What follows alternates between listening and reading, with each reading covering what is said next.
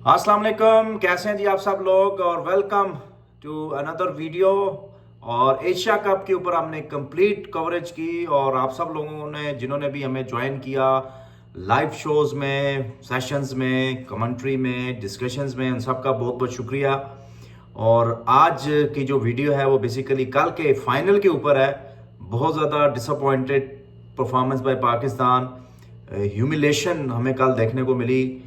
और क्या कहने इस टीम के कि 113 रन्स पे एक आउट 13 ओवर में, और उसके बाद जनाब जब आपको पता चले कि 146 ऑल आउट, तो उसके बाद जो हमारी हालत हुई है, जो हशर हुआ है, वो अल्फाज में बयान करना नामुमकिन है। लेकिन anyhow, congratulations to team India for achieving another milestone by beating 3-0 in the Asia cup. Pakistan और इंडिया का पहली दफ़ा फाइनल हुआ एशिया कप में और उन्होंने जिस कमाल अंदाज से इसको जीता, all the credit for them. आप जनाब ज़रा गौर से सुनिएगा, बड़ी इंपॉर्टेंट बात है ये कि अभी बातें चल रही हैं जी कि वो जी ट्रॉफी नहीं ली, वो हाथ नहीं मिलाया। यार इन बातों में पढ़ के ना आप बेवकूफ़ मत बने। असल में असल जो सवाल होना चाहिए, जो असल चीज़ है कि 3-0 से आप इंडिया से एशिया कप में हारे हैं। 3-0 से कोई मजाक नहीं है। इसको आप लोग बिल्कुल एक साइड पे करके, और हर बंदा मैं देख रहा हूं कि trophy drama, trophy drama, trophy drama, handshake drama. भाई इन चीज़ों से ज़रा निकलें। आपको पता होना चाहिए कि इंडिया आपके साथ कुछ भी कर सकता है और आपसे दुश्मनी निकालने के लिए कुछ भी कर सकता है। आप इन चीज़ों में मत पड़ें। उन्होंने तो ये करना है, लेकिन ये चीजें आप उनको कैसे खत्म करा सकते थे कि आप मैच जीतते। अब कल आप मैच जीत के जो मर्जी करते, जो मर्जी सेलिब्रेशन करते, जो मर्जी बातें करते, ट्रॉफी ना लेते, जो मर्जी करते, आपकी मर्जी थी। आपने तो ये चीज होने नहीं दी। आप ये इस चीज के पीछे मत छुपे। मोहसिन नकवी हो गए, चेयरमैन पीसीबी हो गए, इस पाकिस्तान के करता धरता हो गए, कैप्टन हो गए, कोच हो गए, ये सब आप इस चीज के पीछे मत छुपे भाई कि हैंडशेक नहीं किया उन्होंने या ट्रॉफी नहीं ली। भाई ये इससे आप लोगों का कोई लेना देना नहीं है।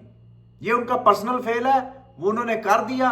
आपको इस चीज का इदराक होना चाहिए कि यार वो इस तरह की चीजें आपके साथ करेंगे और आपको टफ टाइम देंगे। लेकिन ये आपका अपना एक प्रिपरेशन होनी चाहिए कि यार अगर हमने इस तरह की चीज से कैसे बचना है।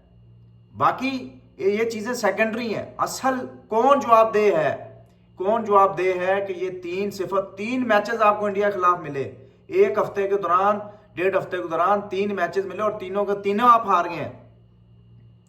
और चलो पहला मैच समझ आता है कि ठीक है, बड़े अरसे बाद खेले थे और नहीं समझ आई, लेकिन आखिरी 2 मैचेस में जिस तरह आपने मैच में आके मैच थ्रो किया, इसका कौन जवाबदेह है? इस पुअर कप्तानी का कौन जवाबदेह है? इस पुअर टीम सिलेक्शन का कौन जिम्मेदार है? कौन रिस्पॉन्सिबल है?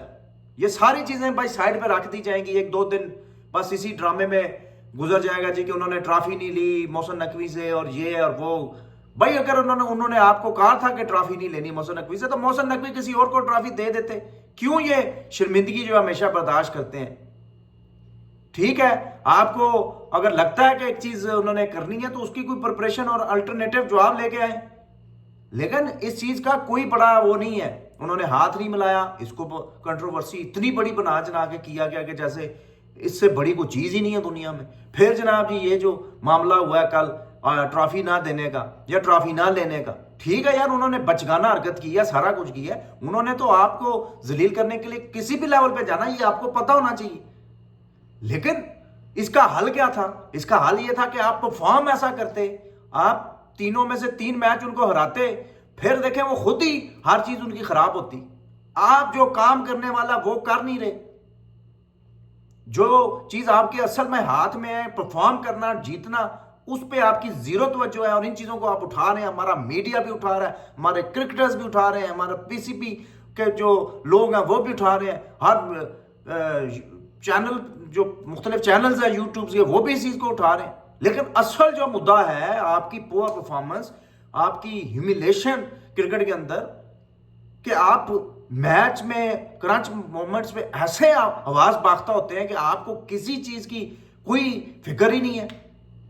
मतलब कोई जवाब दे मुझे कि यार कैसे आप अपने मैच पे इतना हावी होके, चाहे वो बॉलिंग की स्टार्ट हो या बैटिंग का स्टार्ट हो, आप कैसे इनिशिएटिव इतना आसानी से अपनी टीम को दे सकते हैं? कैसे आप इतना क्रंच मौके पे, कब तक आप ये चीजें करते रहेंगे? तो भाई असल चीज के ऊपर तवज्जो दें। आपकी क्रिकेट बहुत तबाही की तरफ जा रही है, बहुत नीचे की तरफ जा रही है। उसके जो भी जिम्मेदार हैं काइंडली खुदारा इसके ऊपर सोचें। आप प्रेशर के ऊपर या लोगों की राय के ऊपर, जो जनरल राय है उसके ऊपर फैसले मत करें कि एक प्लान बनाए और एक पाथ फॉरवर्ड बनाए जिसमें हो सकता है 6-7 महीने या साल लग जाए, कोई मसला नहीं है, लेकिन क्रिकेट को बैक ऑन ट्रैक लाएं।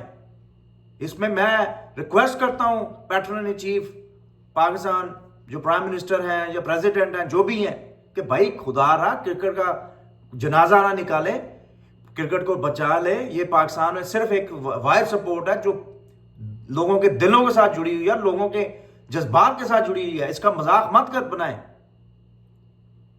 ये टीम जीतती है तो लोगों को रिलीफ मिलता है, टीम हारती है तो लोगों के दिल टूटते हैं, लोगों का मजाज खराब हो जाते हैं।